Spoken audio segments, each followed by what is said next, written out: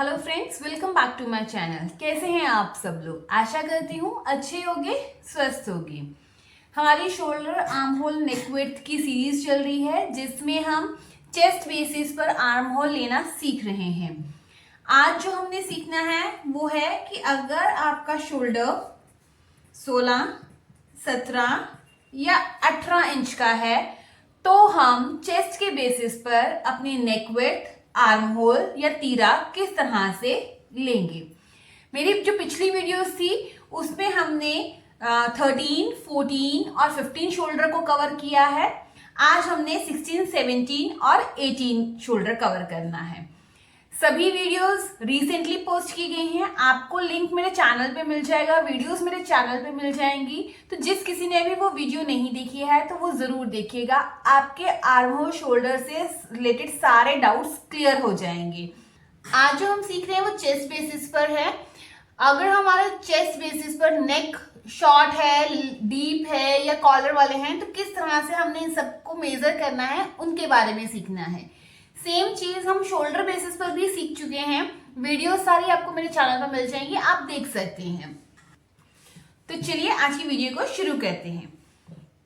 अगर आपका शोल्डर 16, 17 या 18 इंच का है और आप कोई भी ड्रेस कॉलर वाली बना रहे हैं, मतलब आप चाहे कुर्ती बनाएं या फिर ड्रेस बनाएं या फिर ब्लाउज बनाएं, कोई भी गारमेंट आप बनाएं जिसमें आप कॉलर अटैच कर रहे हैं।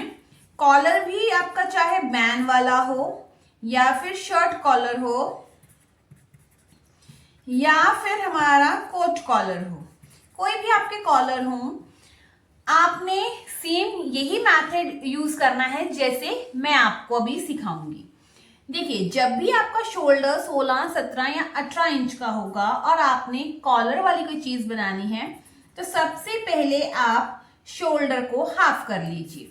तो हम तीरा किस तरह से लेंगे? पहले आपने सभी शोल्डर्स को हाफ करना है। अगर आपका शोल्डर 16 इंच का है तो उसको हाफ कीजिए 8 इंच, 17 इंच का है तो उसको हाफ कीजिए 8.5 इंच, अगर 18 है तो उसको हाफ कीजिए 9 इंच। मैक्सिमम जो शोल्डर्स होते हैं वो 17 इंच तक ही होते हैं, बट स्टिल अगर ओवर बहुत बड़ा साइज आ गया तो 18 इंच भी हो सकते हैं। तो मैक्सिमम मैंने आपको 18 इंच तक सारे शोल्डर्स लेने बता दिए हैं। तो इस तरह से अगर आप शोल्डर्स और आर्म वगैरह लेंगे तो कोई प्रॉब्लम नहीं आएगी कभी भी। ये हमारे शोल्डर्स आ गए। अब एक चीज ध्यान रखनी है कि जब भी हमारा नेक कॉलर वाला होगा तो आपने क्या करना है, सब में आधा आधा इंच प्लस कर देना है, क्योंकि हमें कॉलर को अटैच करने के लिए थोड़ा सा एक्स्ट्रा कपड़ा चाहिए।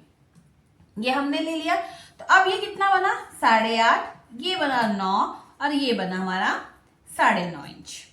अब हमने जो तीरा लेना है वो इसके अकॉर्डिंगली ही लेंगे। अब आप पहले इसका ड्राफ्टिंग देखिए, फिर मैं आपको बताती हूँ कि आगे हमने आर्म वगैरह कैसे लेनी है। देखिए, मान लीजिए ये हमारा फैब्रिक है और मैं कुछ कॉलर वाली ड्रेस बना रही हूँ जिसमें मैंने जो शोल्डर लिया है वो 17 इंच ले लिया। मान लीजिए मेरा शोल्डर 17 इंच है और जो मेरी चेस्ट है वो 42 इंच है। अगर आपके शोल्डर बड़े होंगे तो चेस्ट का साइज भी बड़ा होगा ही होगा, ठीक है। अब शोल्डर अगर मेरा 17 इंच है और मैं कॉलर वाली कोई ड्रेस बना रही हूं तो मुझे अपना तीरा कितना लेना है? 17 शोल्डर पर 9 इंच अपना तीरा लेना है। ये आपने ध्यान रखना है। अगर आपका जो शोल्डर है 16 इंच का है तो आप 8.5 लेंगे, अगर 18 इंच का है तो 9.5 लेंगे। आप अपने शोल्डर के अकॉर्डिंगली ये वाले तीरे लेंगे। मेरा 17 इंच है तो मैं यहाँ पर 9 इंच लूंगी। मान लीजिए ये मेरा 9 इंच तीरा आ गया। क्लियर है? अब आपको लगेगा कि 9 इंच तो बहुत ज्यादा है, बट नहीं, 17 शोल्डर के हिसाब से ये एकदम सही है। उसके बाद अब हमने यहां से शोल्डर की स्लोप देनी है। शोल्डर की जब स्लोप देते हैं तो उसको हम 12 से डिवाइड करते हैं। मेरा शोल्डर 17 है तो मैं 12 से डिवाइड करूंगी। मेरे पास आया 17 डिवाइडेड बाय 12, कितना आया? 1.4। 1.4 आप ले लीजिए या 1.5, 1.5 इंच ले लीजिए। तो यहां से मैं 1.4 या 1.5 इंच ले लेती हूँ। ये मेरा 1.5 है, ये मैं नीचे आ गई यहां तक। ओके, अब नेक की चौड़ाई कितनी लेनी है? तो नेक की विड्थ के लिए हमारे पास फॉर्मूला होता है शोल्डर डिवाइडेड बाय 5। तो 17 डिवाइडेड बाय 5, 17 डिवाइडेड बाय 5 कितना आया 3.4, यानी कि 3.5। तो अब यहाँ से 3.5 इंच तक आप ले सकते हैं, इससे ज्यादा आप मत लीजिए। आप 3.4 भी ले सकते हैं, आप कम करना चाहते हैं तो 3.25 इंच भी ले सकते हैं। तो 3.25 इंच भी लेंगे तो वो भी एकदम सही ही बनेगा, कोई प्रॉब्लम नहीं आएगी, क्योंकि मैक्सिमम हम 3.25 तक ही नेक को बढ़ा लेते हैं, उससे आगे नहीं जाते हैं। बहुत ही हैवी साइज से मैंने 18 शोल्डर ले लिया है अगर, तो उस केस में हम 3.5 तक जा सकते हैं, नहीं तो हम 3.25 तक ही रखेंगे। तो मैं इसको 3.25 ले लेती हूँ। ओके, तो आप इतना कंसिडर कर सकते हैं। इसके बाद ये मान लीजिए 3.25 आ गया। अब मैं यहां से ये 1.5 इंच वाले को इस तरह से ज्वाइन करूंगी। ये क्या हो गया, शोल्डर की स्लोप आ गई। क्लियर। अब हमने यहां से आर्म होल का मेजरमेंट लेना है। आर्म होल का जो मेजरमेंट है, जब हम आर्म होल बनाते हैं तो हमने इसमें पैक नेक वाले फॉर्मूले लगाने हैं। तो पैक नेक वाले फॉर्मूले में हमने देखना है हमारी चेस्ट किस केस में आती है। मान लीजिए अगर आपकी चेस्ट 28 से लेकर 31.75 तक है तो आपने ये वाला फॉर्मूला लगाना है। अगर आपकी चेस्ट 32 से लेकर 35.75 तक है तो आप ये फॉर्मूला लगाएंगे। अगर आपकी चेस्ट 36 से लेकर 40.75 तक है तो आपने chest divided by 6 plus half inch करना है। और अगर आपकी चेस्ट 41 से लेकर 45 तक है तो आप ये लगाएंगे, एंड 46 से अबव है तो आपने ये वाला फॉर्मूला लगाना है। अब मैंने यहाँ पर अपनी चेस्ट को कंसिडर किया है 42 इंच, जो कि इस केस में आ रही है। तो मेरा फॉर्मूला होगा चेस्ट डिवाइडेड बाय 6, यानी कि 42 डिवाइडेड बाय 6, तो कितना आया 7 इंच। अब मैं 7 इंच आर्म होल लूंगी, बट वो 7 इंच यहां से नहीं होगा, यहीं से मैंने मेजर करना है। तो मैं यहां से 7 इंच आर्म होल मेजर करूंगी। मान लीजिए यहाँ पे 7 इंच आ गया और ये मेरी चेस्ट लाइन आ गई। ठीक है, उसके बाद यहां पर मैं लूजिंग ऐड करके अपनी फिटिंग का मार्किंग करूंगी और 1.5 या 2 इंच मैंने एक्स्ट्रा मार्जिन ले लिया। इतना क्लियर है। अब यहां पर हमारा ये शेप आ गई। अब हमने बनानी है बैक क्रॉस और फ्रंट क्रॉस। देखिए हमारा जो बैक क्रॉस होता है, हमारी जैसे ये नेक है, इस तरह से हमारी गर्दन या शोल्डर आते हैं, एंड देन यहां से हमारी आर्म्स होती हैं। तो ये जो पोर्शन होता है क्रीज, ये बैक क्रॉस और फ्रंट क्रॉस कहलाते हैं। तो ये हमारे शोल्डर से ज्यादा नहीं हो सकते। तो मेरे शोल्डर का हाफ कितना था 17 डिवाइडेड बाय, अगर मैं 2 करती हूँ तो कितना आता है 8.5 आता है ना। तो मैं 8.5 से 9 पर तो बैक क्रॉस नहीं दे सकती, क्योंकि वो तो बहुत ही बड़ा हो जाएगा, बाहर की साइड में आ गया। तो मैं क्या करूंगी, यहां से 8.5 इंच यानी कि आधा इंच अंदर आऊंगी और एक लाइन ड्रॉ करूंगी, और फिर यहां से मैं बैक क्रॉस की इस तरह से शेप दूंगी। ये आ गई बैक क्रॉस की शेप। फ्रंट क्रॉस के लिए क्या करना है, ये बैक क्रॉस है, आप आधा इंच अंदर आएंगे और फिर यहां से फ्रंट क्रॉस की शेप देंगे।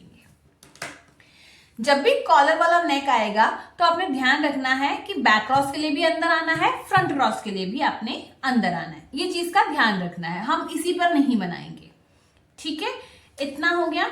इसके बाद अगर आपका ब्लाउज है तो यहाँ से ब्लाउज की फिटिंग दे दीजिए, अगर आपका कुर्ती है तो कुर्ती की फिटिंग दे दीजिए, या जो भी गारमेंट है उसकी आप ड्राफ्टिंग जैसे कर सकते हैं। मेन चीज हमने आर्म होल, तीरा और ये नेक विड्थ वगैरह सीख रहे हैं। ठीक है, अब इतना होने के बाद अब हमने क्या करना है, नेक की शेप देनी है।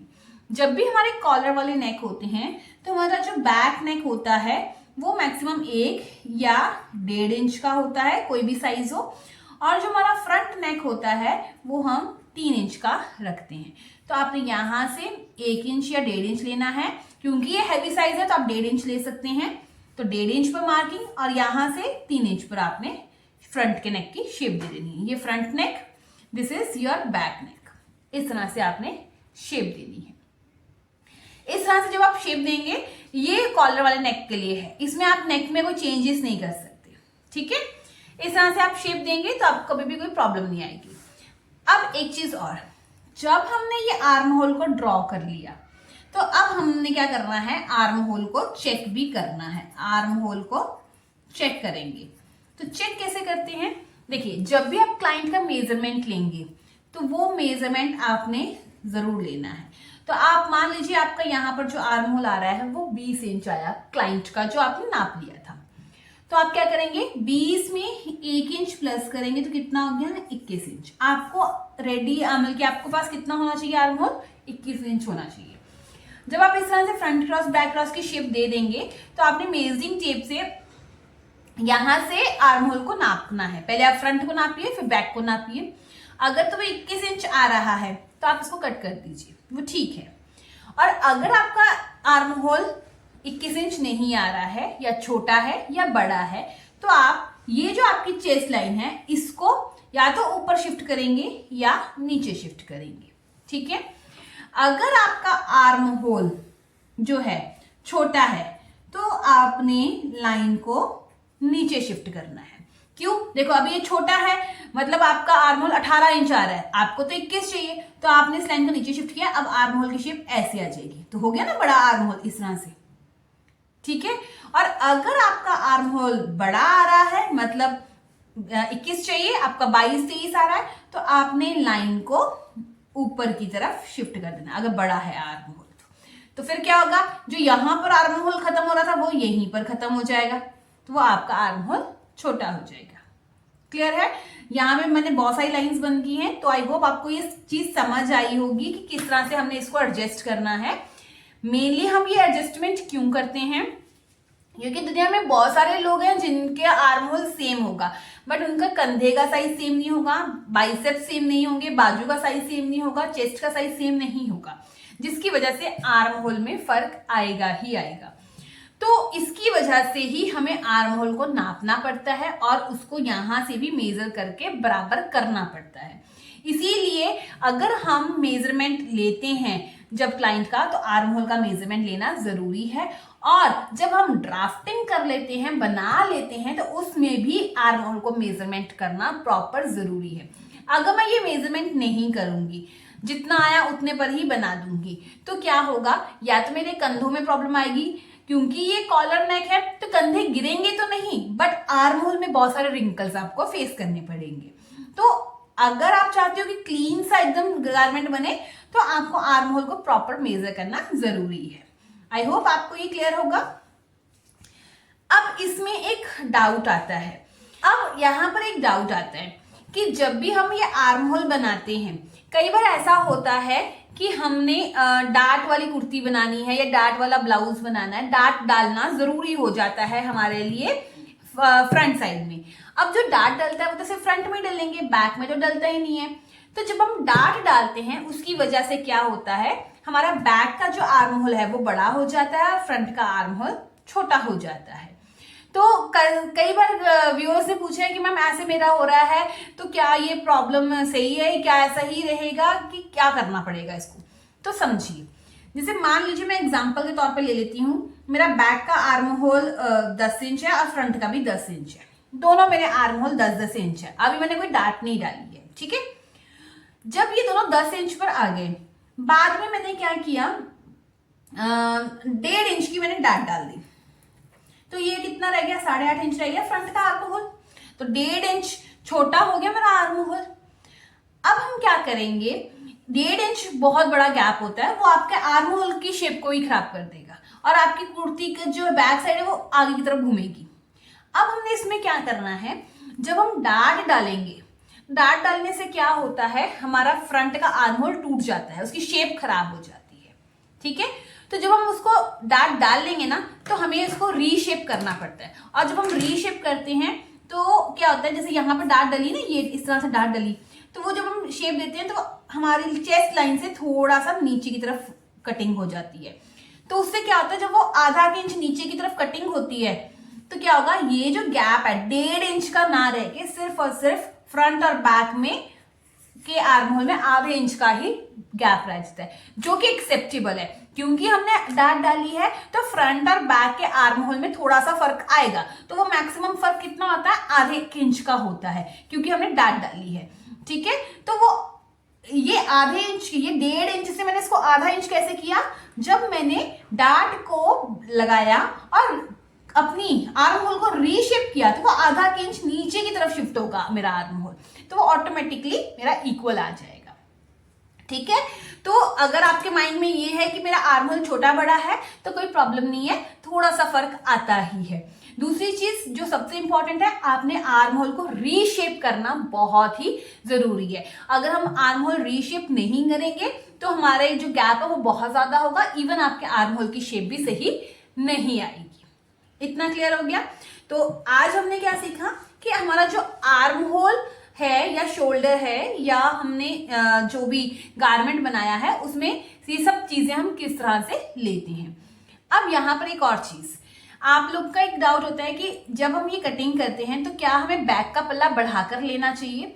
तो उसका एक कारण समझिए। हम बैक का पल्ला इसलिए बढ़ाते हैं क्योंकि क्लाइंट का जो गला है वो पीछे की तरफ ना जाए, ठीक है। और जो हमारे कॉलर वाले नेक होते हैं उनके बैक पल्ले थोड़े से बड़े होते हैं ताकि वो फ्लैप की तरह ऊपर की तरफ आ सके। तो जितना आपने ये वैसे डाउन किया है, जरूरी नहीं है कि आप इतना ही बैक का पल्ला उठाए। आप जैसे यहाँ पर 1.5 इंच आपने कम किया है, आप 1 इंच बढ़ा सकते हैं, ठीक है। हैवी साइज जैसे 16, 17, 18 के शोल्डर में आप बैक पल्ला 1 इंच बड़ा कट कर सकते हैं, कोई प्रॉब्लम नहीं है, ताकि वो आगे की तरफ आ जाए और कोई भी प्रॉब्लम ना हो, ठीक है। तो इस तरह से हमने अपने कॉलर वाली जो भी कोई ड्रेस है, गारमेंट है, चाहे कुर्ती हो, ब्लाउज हो या ड्रेस हो, उसका आर्म होल इस तरह से चेस्ट बेसिस पर लेना है और अपने नेक और इसको आर्म होल को एडजस्ट करना है। ये बहुत ही जरूरी होता है। क्लियर है। तो आई होप आपको आज की ये छोटी सी वीडियो अच्छी लगी होगी। वीडियो पसंद आई है तो ज्यादा से ज्यादा शेयर कीजिए और वीडियो को हाइप भी कीजिए ताकि ये वीडियो सभी तक पहुंच सके और सभी लोगों को इसका बेनिफिट मिल सके। अब हम मिलते हैं अपनी नेक्स्ट वीडियो में। Till then bye bye, take care, अपना ध्यान रखिएगा। धन्यवाद।